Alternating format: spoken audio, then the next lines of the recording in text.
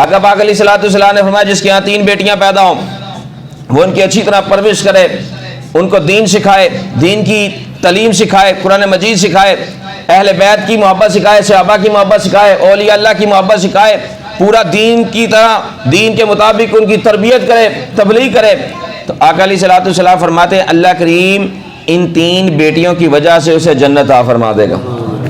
صحابہ نے عرض کیا یا رسول اللہ صلی اللہ علیہ وسلم جس کے یہاں 2 بیٹیاں پیدا ہوں، فرمایا وہ ان کی بھی اچھی طرح پرورش کرے، اللہ 2 کے صدقے جنت عطا فرما دے گا۔ عرض کیا یا رسول اللہ صلی اللہ علیہ وسلم جس کے یہاں 1 بیٹی پیدا ہو، فرمایا وہ اس کی بھی اچھی طرح پرورش کرے، ڈرامے نہ دکھائے، موبائل نہ پکڑائے، نیٹ نہ لگا کر دے۔ آئی تو سر عام جو جوان بچی ہیں ان کے ہاتھوں میں موبائل دیے ہوئے ماں باپ نے، نیٹ بھی لگاؤ، کون سی چیز نیٹ میں نہیں آتی مجھے بتائیں، کون سی چیز نیٹ میں نہیں آتی؟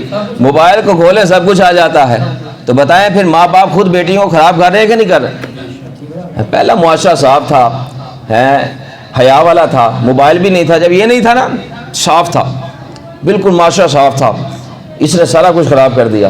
اور ماں باپ کا اللہ بھلا کرے وہ تو اس بات میں سوچتے ہی نہیں ہیں، بلکہ خود بیٹیوں کے ساتھ بیٹھ کر ڈرامے دیکھتے ہیں۔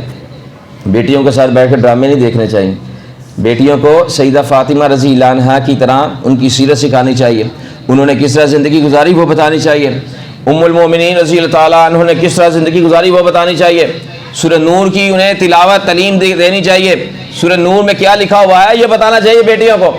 لیکن وہ کون بتائے گا؟ یہ وہی بتائے گا جس کے پاس دین کا علم ہوگا، یہ وہ بتائے گا جو مسجد میں آتا ہوگا۔ تو جو خود گانے سنتا ہے، خود مسجد سے دور ہے، اس نے بیٹی کو کیا تعلیم دینی ہے؟ یاد رکھیں یہ ماں باپ جو زندگی میں بچوں کی تربیت نہیں کرتے، انہیں تعلیم نہیں دیتے، یہ ماں باپ جب قبر میں جاتے ہیں پھر قبر میں پچھتاوے کے علاوہ کچھ نہیں ان کے پاس ہو، وہاں بھی یہ سکون سے نہیں رہیں گے۔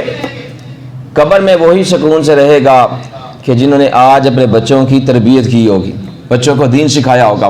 تو حضور پاک صلی اللہ علیہ وآلہ وسلم میں عرض کر رہا تھا، آقا پاک علیہ الصلوۃ والسلام نے فرمایا جس کے ہاں 1 بیٹی پیدا ہو وہ اس کی اچھی طرح پرورش کرے، رب کائنات اس 1 کے صدقے اسے جنت عطا فرما دے گا۔